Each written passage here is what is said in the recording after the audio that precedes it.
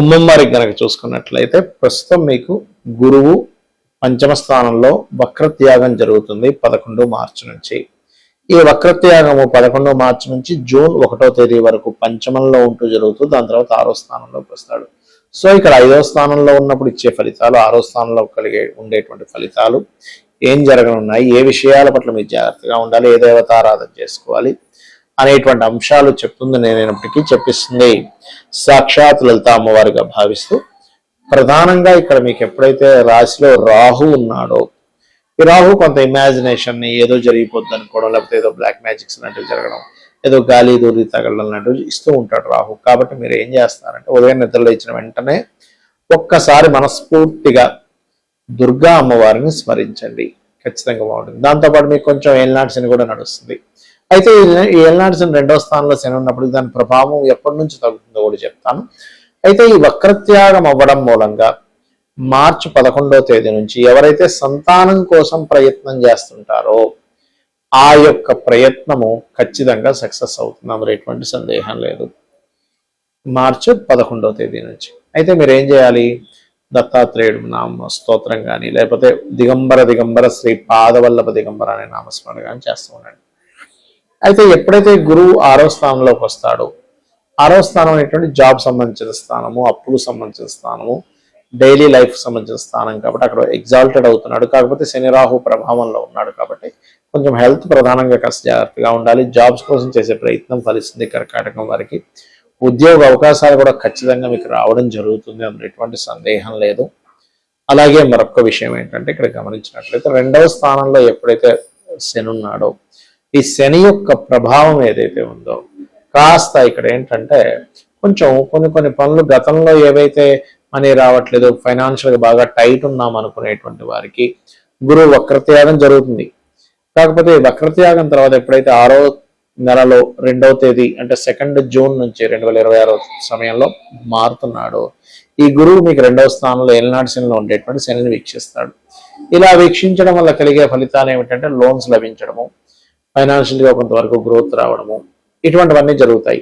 అదేవిధంగా కాస్త ఇన్వెస్ట్మెంట్స్ చేసేటువంటి విషయాల్లో కాస్త బాగా కలిసి రావడం జరుగుతాయి. కాకపోతే ఏంటంటే ఇక్కడ మీకు లగ్నంలో రాహు ఉన్నందుకు కొన్ని అపోహలకి వెళ్ళడం జరుగుతూ ఉంటుంది. సప్తమంలో కేతు ఉన్నందుకు కొద్దిగా మీరు ఎవరితోనైనా కమ్యూనికేట్ చేసేటప్పుడు, అగ్రిమెంట్స్ రాసుకునేటప్పుడు, లేదా పార్ట్నర్షిప్గా తీసుకునేటువంటి విషయాల్లోనే, వివాహ సంబంధించిన విషయాల్లో కాస్త నవంబర్ వరకు జాగ్రత్తగా ఉండాలి. ఇక మీరు నిత్యము చేయవలసిన దేవతారాధన దక్షిణామూర్తి యొక్క స్తోత్ర పఠనము మరియు విష్ణు సహస్రనామాలు ఎక్కువగా చేయండి. అన్ని విధాలా మీకు బాగుంటుంది. ఇక్కడ ఏంటంటే వక్రగతి అనేటువంటిది మీ పర్సనల్ చార్ట్లో అయినా లేకపోతే గోచారంలో అయినా జరిగినప్పుడు, గోచారంలో జరిగినప్పుడేమో దేశకాల పరిస్థితుల మీద దాని ఎఫెక్ట్ ఉంటుంది. మీ పర్సనల్ చార్ట్లో ఉన్నప్పుడు ఒక విషయాన్ని మీరు ప్రధానంగా గుర్తుపెట్టుకోవాలి. ఏమిటది అంటే మీ పర్సనల్ చార్ట్లో ఏదైనా భావంలో ఏదైనా గ్రహం వక్రించింది అన్నప్పుడు దాని యొక్క అర్థం ఆస్ట్రాలజికల్ గా ఉంటుంది. ఏమిటది? ఉదాహరణకు గురువు వక్రించాడు అంటే గురు సంబంధించినటువంటిది లేదా జ్ఞాన సంబంధించింది లేదా దేవతా సంబంధించింది ఏదైనా మీరు కర్మ పాస్ట్ లైఫ్ లో బ్యాలెన్స్ ఉన్నారు, సంతానానికి సంబంధించిన సంతానము గురువు, అదేవిధంగా ఇట్లాంటి విషయాల్లో మీరు బ్యాలెన్స్ ఉన్నారు అని అర్థం అనమాట. అందుకని ఆ బ్యాలెన్స్ క్లియర్ చేసుకోవడం కోసం పుట్టారు. అదే సాటర్న్ వక్రించాడు అనుకోండి, పూర్వజన్మల్లో మీరు చేయాల్సిన కొన్ని పనులు ఈ జన్మలో చేసేటువంటి కొన్ని జాబ్స్ కొన్ని బ్యాలెన్స్ ఉండిపోయారు. ఇంకోటి ఏంటి, వక్రించినప్పుడు ఉన్న ప్రదేశం నుంచి వేరే ప్రదేశానికి వెళ్తేనే మీరు సక్సెస్ అవుతారని కూడా అర్థం. అదేవిధంగా బుధుడు అనుకోండి వక్రించడం, వాళ్ళలో సర్వసాధారణంగా కొంచెం హ్యూమరస్ ఎక్కువగా ఉంటుంది, కొంచెం ఎటకారంగా మాట్లాడడం, కొంచెం డిఫరెంట్గా మాట్లాడడం, ఇవి కాకపోతే వీళ్ళు ఈ రకంగా మాట్లాడడం వల్ల అవతల వాళ్ళకి హాస్యంగా ఉంటుంది. కానీ కొన్నిసార్లు అవతలి వాళ్ళు ఈ మాటల వల్ల అనవసరంగా నొచ్చుకుంటారు కూడా. కాబట్టి ఈ విషయంలో జాగ్రత్తగా ఉండాలి.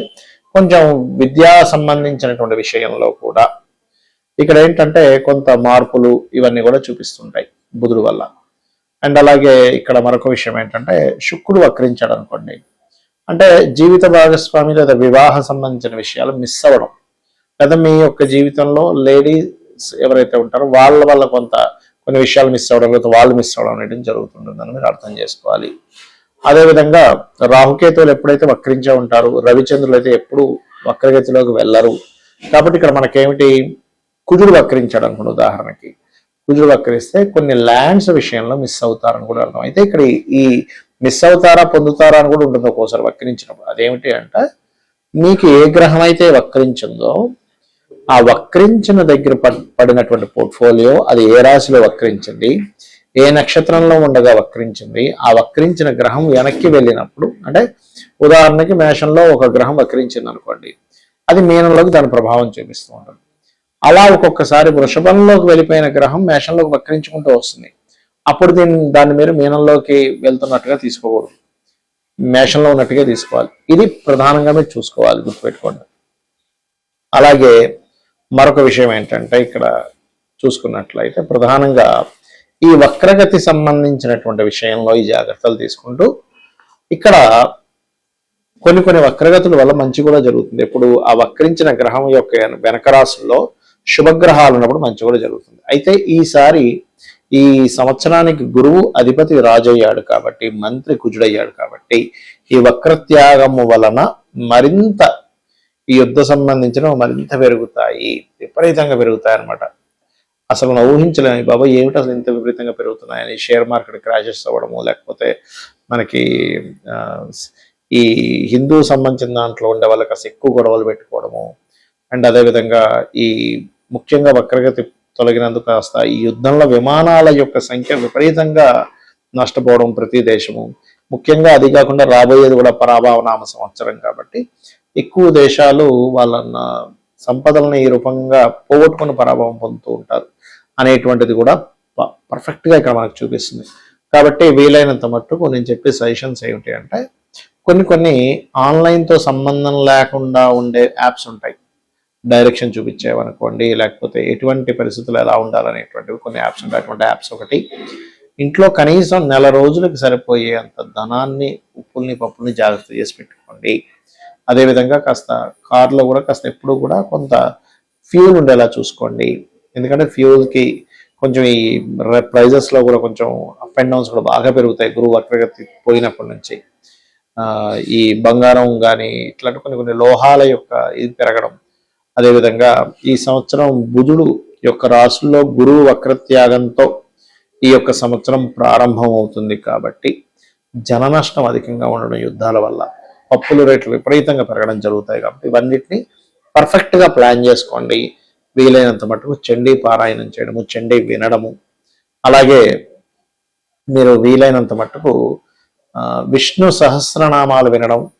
ఈ మిథునంలో అందరికీ కూడా, అంటే మనకి మీ జాతకం ఉన్నా లేకపోయినా కూడా జూన్ వరకు ఎవరితోనైనా మీరు మాట్లాడేటప్పుడు, ఎవరితోనైనా ఏదైనా కమ్యూనికేట్ చేసేటప్పుడు, అగ్రిమెంట్స్ రాసుకునేటప్పుడు, పత్రాలకు సంబంధించింది ఏదైనా చేసేటప్పుడు కాస్త జాగ్రత్తగా ఉండండి. అంటే ఒక్కొక్కసారి మనకు తెలియకుండానే డాక్యుమెంట్స్ సరిగా లేకపోవడము, ఆ రకంగా ఇబ్బందులు పడడం, ఇవన్నీ కూడా మీకు కనబడుతున్నాయి. కాబట్టి ఈ యొక్క విషయంలో జాగ్రత్తగా ఉండండి. మీ లగ్నం నుంచి పంచమాధిపతి ఎవరవుతారో, లగ్నం నుంచి, రాశి నుంచి కదా, లగ్నం తెలియని వారు రాశి నుంచి చూసుకోండి. ఆ పంచమాధిపతి యొక్క ఆ అధిష్టాన దేవత ఆరాధన చేయండి. అంటే ఉదాహరణకి 27లో రవి పంచమంలో ఉన్న పంచమాధిపతి అయినా సూర్యుడిని ఆరాధించడం. చంద్రుడు ఉన్నాడు, అప్పుడేంటి రాజరాజేశ్వరి అమ్మవారిని, కుజుడు ఉన్నాడు సుబ్రహ్మణ్యేశ్వర స్వామిని, బుధుడయ్యాడు విష్ణువుని, గురువయ్యాడు దత్తాత్రేయుడిని, శుక్రుడయ్యాడు అమ్మవారిని, శని అయ్యాడు ఉదాహరణకి. అప్పుడు శివుడిని లేదా ఆంజనేయ స్వామిని, లక్ష్మీనరసింహ స్వామిని కూడా చేసుకోవచ్చు. రాహుకేతువులు కనున్నట్లయితే రాహు ఉన్నాడు పంచమంలో, అప్పుడు దుర్గాదేవిని, కేతువుతో గణపతిని. ఈ రకంగా చేయడం వల్ల ఏమవుతుందంటే ఇప్పుడు ఉండేటువంటి పరిస్థితులు బాగోలేవు కాబట్టి మీరు అనవసరంగా ఘర్షణలో ఇరుక్కోవడం కానీ, లేకపోతే మనకు చూడండి ఇండియన్సే రకరకాల దేశాల్లో ఉన్నారు, ఆ యొక్క దేశాలలో మీరు అనవసరంగా వెళ్ళి అక్కడ స్ట్రక్ అవ్వడం కానీ, అక్కడ పడేటువంటి బాంబులు అనుకోండి. ఇప్పుడు చూడండి చాలా మంది పాపం దుబాయ్ అట్లాంటి కంట్రీస్కి వెళ్ళి అక్కడ భయపడుతూ ఉన్నారు, బిక్కు అనుకుంటూ ఉన్నారు. అటువంటి ప్రదేశాల్లో ఉండేటువంటి వారు కూడా ఎటువంటి ఇబ్బంది కలగకుండా ఉంటుంది. ముఖ్యంగా ఈ పంచమాధిపతి యొక్క అధిష్టాన దేవతను కనుక మీరు చేసుకున్నట్లయితే. శ్రీమాత్రే నమః.